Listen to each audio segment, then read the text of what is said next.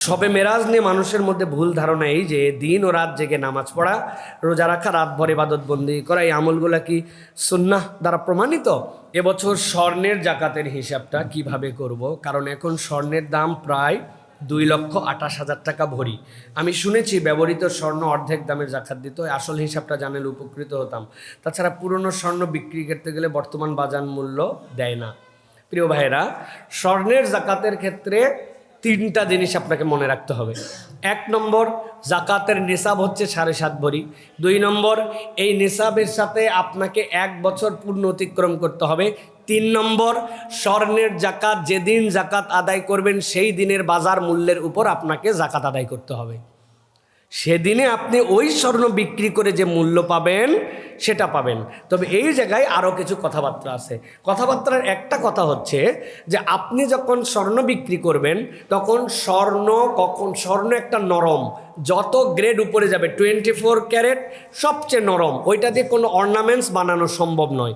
ওইটা যদি আপনার কাছে বার হিসাবে থাকে, কোনো অর্নামেন্টসের বাহিরে থাকে, তাহলে ওইটাকে আপনি পিওর যে বাজার মূল্য যেই দিনের বিক্রি সেই হিসাবে আপনি হিসাব করে আপনি জাকাত দিয়ে দিবেন। কত পার্সেন্ট?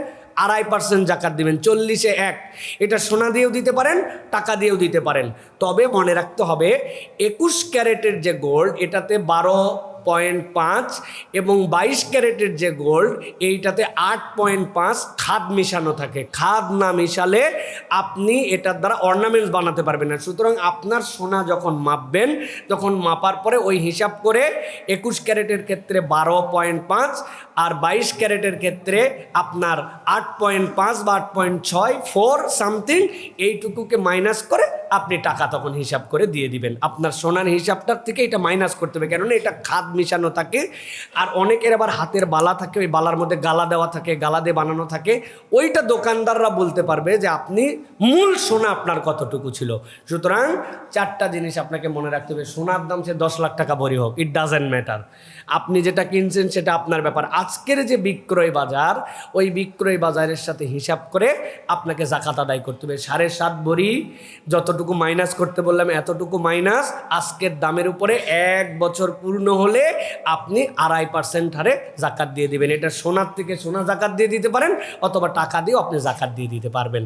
দাম যাই বারুক ভাই, বাড়ছে তো দাম সেই লেভেলে যাবে। আর সুযোগ যাদের আছে তারা আল্লাহর দয়ায় অন্ততপক্ষে 20-30 ভরি সোনা কিনে রাখেন। অন্ততপক্ষে আগামীতে অনেক কাজ দিবে। রাখার জায়গার সমস্যা থাকলে আমাকে বলেন আপনারা। প্রিয় ভাইয়েরা, ইসলামী শরিয়া মোতাবেক ব্যাংকে টাকা রেখে যে টাকা পাওয়া যাবে সেটা দিয়ে কি সংসার খরচ চালাতে পারবো? অনুগ্রহ করে বলবেন কি? প্রিয় ভাইয়েরা, আমাদের ব্যাংকিং ব্যবস্থায় যেটা আছে, একটা তো আমাদের প্রচলিত ব্যাংক যেগুলা আমাদেরকে সুদ হিসাবেই দেয়, আর ইসলামী শরীয়তে যে ব্যাংকগুলা শরঈ মোতাবেক পরিচালনার জন্য সর্বোচ্চ চেষ্টা করে, যেটা হচ্ছে বাই আল মোশারাকা, বাই আল মোদারাবা, আপনার এই পদ্ধতিতে যারা ব্যাংকিং করে তারা যেই অংশটুকুকে আপনাকে দেয় এটার জিম্মাদার তারা, এবং তারা এটাকে মুনাফা বলে আপনাকে দেয়। সুতরাং আপনার যদি কোনো ইনভেস্ট থাকে, আপনার যদি এখানে কোনো সঞ্চয় থাকে, সেই সঞ্চয়ের এগেনস্টে যদি আপনাকে ডিফারেন্ট টাইমে ডিফারেন্ট আপনাকে মুনাফা তারা দেয়, এটা কোন হিসাবে দেয়? আপনার আমানত, আর তারা হচ্ছে আপনাকে ব্যবসায়িক পার্টনার বানাইছে। আপনি কাজ করতে পারেন না, আপনি আমানত দিয়ে রাখছেন, ব্যবসা করে একটা অংশ ব্যাংক নেয়, একটা অংশ আপনাকে দেয়, ফিক্স করে দেয় না যে এই টাকাই তুমি পাবা, কম বেশি এটা হয় না। এরকম যদি না হয় এবং তারা যদি গ্যারেন্টি দেয় যে আলহামদুলিল্লাহ আমরা আমাদের সাধ্যের সর্বোচ্চটুকু দিয়া আমরা শরঈ সম্মতভাবে হালাল ব্যবসায় ইনভেস্ট করছি, তাহলে অবশ্যই এই টাকা গ্রহণ করা আপনার জন্য হালাল। এটাতে সংসারও চালাতে পারবেন, এটাতে আল্লাহর ঘরও বানাতে পারবেন। কিন্তু আপনাকে কন্ডিশনটা শরঈ কিনা এটা আপনাকে যাচাই করে নিয়ে তারপরে আসতে হবে। প্রত্যেকটা ব্যাংকের মধ্যেই শরঈ বোর্ড তাদের রাখে। যদি কেউ এটার আমানতের খেয়ানত করে তারা আল্লাহ রাব্বুল আলামিনের কাছে যায় ধরা খাবে। এখন আমি তো আমার সর্বোচ্চটুকু চেষ্টা করে তাদের কাছে গিয়েছিলাম, প্রচলিত ব্যাংক তো আমার সামনে ছিল, আমি তো সেখানে যাই নাই। আপনি বলছেন যে আপনি চেষ্টা করেন শরীয়ত সম্মত, আপনি এই জন্য আপনার কাছে গেছি। এখন আপনি যদি ধোঁকা দেন আপনি আপনার আল্লাহর সাথে বুঝবেন।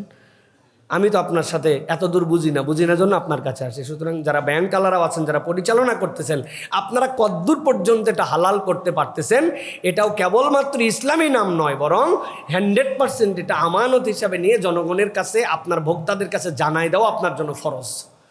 আল্লাহ রাব্বুল আমিন আমাদেরকে বোঝার তৌফিক দান করেন। আসসালামু আলাইকুম, আমি জোহরের নামাজের প্রথম রাকাত রুকু পাই নাই, সরাসরি সিজদাতে গিয়েছি। আমাকে কি সালাম ফিরানোর পর রুকুর জন্য অতিরিক্ত এক রাকাত নামাজ পড়তে হবে?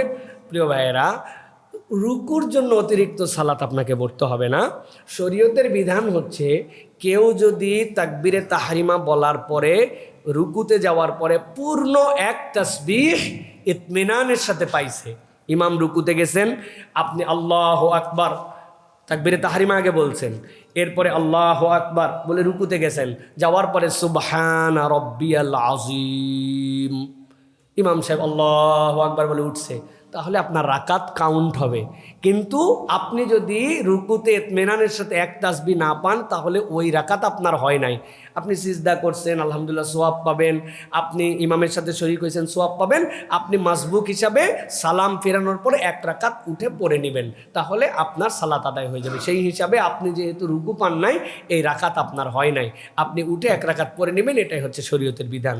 আর এই ক্ষেত্রে আমাদের একটা বিরাট ভুল হয়, সেটা হচ্ছে আমরা রুকু পাইছে তো একবারে যায় আল্লাহু আকবার বলে একবারে যায় রুকুতে, অথবা যারা দৌড় দিয়ে রুকুতে যায় তারা হুড়া করে শরীক হয়ে গেলাম। তাকবীরে তাহরিমা না থাকলে কিন্তু আপনার নামাজ হবে না, এটা কিন্তু ভালো করে মনে রাখেন। ম্যাক্সিমাম মাসবুকদের ভুল, উনি রুকুতে শরীক হয়েছে, কিন্তু উনাকে যে তাকবীরে তাহরিমা আপনি সালাতে শরীক হলেন, ওইটা আপনার জন্য ফরজ ছিল, আপনি এটা আদায় করেন নাই। আপনি রুকু পাইছেন, 3 তাসবিহ পাইছেন, কিন্তু তাকবীরে তাহরিমা নাই, আপনার নামাজ কেমনে হবে তাহলে? এই জন্য জামাতে মাসবুক হলে প্রথম দায়িত্ব তাকবীরে তাহরিমা পূর্ণ করা, এরপরে আমার এক রাকাত নষ্ট হোক আর 2 রাকাত হোক, এটা তুমি পড়েই নিব। আর দ্বিতীয় কথা হচ্ছে যে অনেকে আছে দেখছে রুকুই পাই নাই, এরপরে হাত পরিষ্কার করতেছে, মাথা ঠিক করতেছে, যে রাকাত পাই নাই হুদা মিসাই সিজদা মিজদা করে ঝামেলা বাড়ানোর দরকার কি? অথচ রাসূলুল্লাহ সাল্লাল্লাহু আলাইহি ওয়াসাল্লাম বলেছেন, তুমি যেই হালতে ইমামকে পাবে ওই হালতেই তুমি শরীক হয়ে যাও। এটা বিরাট বড় একটা গুনার কাজ, যে ওই ইমাম সাহেব সিজদায় আসার আপনি চিন্তা করছেন আমার রাকাত হয় নাই, হুদা মিসা সিজদা। খবরদার, এটা আমরা অনেক দেখি, অনেক মুসল্লিকে দেখি, জানেন না জন্য এটা করেন।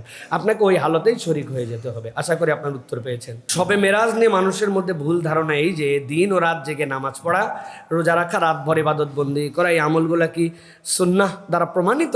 প্রিয় ভাইয়েরা, আমাদের রাসূলুল্লাহ সাল্লাল্লাহু আলাইহি ওয়াসাল্লামকে আল্লাহ যতভাবে সকল পয়গম্বরের উপর সম্মানিত করেছেন, এর অন্যতম সম্মান হচ্ছে 7 আসমানের একদম যে শেষ আসমান পর্যন্ত পয়গম্বররা ছিলেন। দুনিয়াতে তো ইমামতি করাইছেনই, কিন্তু 7 আসমানের উপর আর কোনো পয়গম্বরদের অবস্থান নাই। আল্লাহ যেটা প্রত্যেক আসমানে কার কার সাথে দেখা হয়েছে আল্লাহ দেখাইছেন, একজন একজন করে নাম বলছেন, আরও পয়গম্বররা আছেন। আল্লাহ সেইটা ভেদ করে আমার নবী সাল্লাল্লাহু আলাইহি ওয়াসাল্লামকে তার উপরে উঠাইছেন, সুবহানাল্লাহ। এমনকি কাবা কাউসাইনি আও আদনা, আল্লাহর নবীর সাথে যখন জিবরাইল আমিন সাথে সাথে যাচ্ছিলেন, উনিও সিদরাতুল মুনতাহাতে যাওয়ার পরে বলছেন আমার আর যাওয়ার পারমিশন নাই ইয়া রাসূলুল্লাহ, আমারও জায়গা শেষ। আল্লাহ তাহলে ফেরেশতা, ইনসান, সৃষ্টি, পয়গম্বর সকলের উপরে আমার নবীকে উঠাই নিছেন, সুবহানাল্লাহ ওয়া বিহামদ। এটা আল্লাহ রাসূল সাল্লাল্লাহু আলাইহি ওয়াসাল্লামের মর্যাদা। এখন আমার জিজ্ঞাসা ভাই, এই মর্যাদা কি আপনি আমি আল্লাহ নবীতে ডাইরেক্ট জানছি, না সাহাবায়ে কেরামের মাধ্যম দিয়ে আমরা জানছি? তাহলে সাহাবায়ে কেরাম এই মর্যাদা জানার পরে কি করছেন, আমরা সেটা করলে ভালো হয় না ভাই? নাকি আমরা বানাই নিজে নিজে করব? বানাই করলে তো আমরা বিপদে পড়বো, কারণ সাহাবীদের থেকে বেশি ভালো তো আমরা নবীকে চাইলেও বাসতে পারবো না।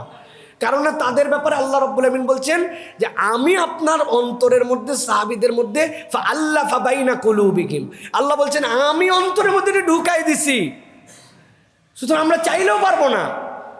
আমার বক্তব্য হচ্ছে এই যে আমরা শবে মেরাজের নামাজ, শবে মেরাজের রোজা কোত্থেকে বানালাম ভাই?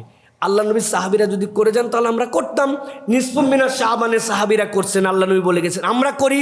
লাইলাতুল কদরে আমরা করি, বেজর রাত্রে আমরা করি, কেননা আল্লাহ রাসূল জানাইছেন।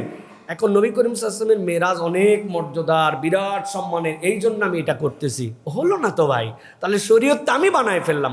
এই জন্য সবে মেরাজের আলোচনা থাকবে, এটা জানাতে হবে, এটা আমার নবীর অন্যতম একটা সিরাতের আলোচনার অংশ। পৃথিবীকে বিস্মিত জ্ঞান করেছেন আল্লাহ, এর দ্বারা পৃথিবীর সকল বিজ্ঞানকে আল্লাহ রাব্বুল আলামিন এর পায়ের নিচে ঢুকাই দিয়েছেন এই মেরাজ দ্বারা। এটার প্রতি ঈমান আনা, এটার প্রতি বিশ্বাস করে, এটার আলোচনা করা, এটা আমাদের সমাজের মধ্যে জানানো জরুরি। কিন্তু এর জন্য নামাজ, এর জন্য রোজা, এটা সুন্নাহ দ্বারা প্রমাণিত নয়। অতএব আমরা ডেট তারিখ নির্ধারণ করে এটার থেকে আমরা বিরত থাকার জন্য চেষ্টা করব। এটাই হচ্ছে আমাদের জন্য দায়িত্ব। আল্লাহ আমাদেরকে বোঝার তৌফিক দান করেন।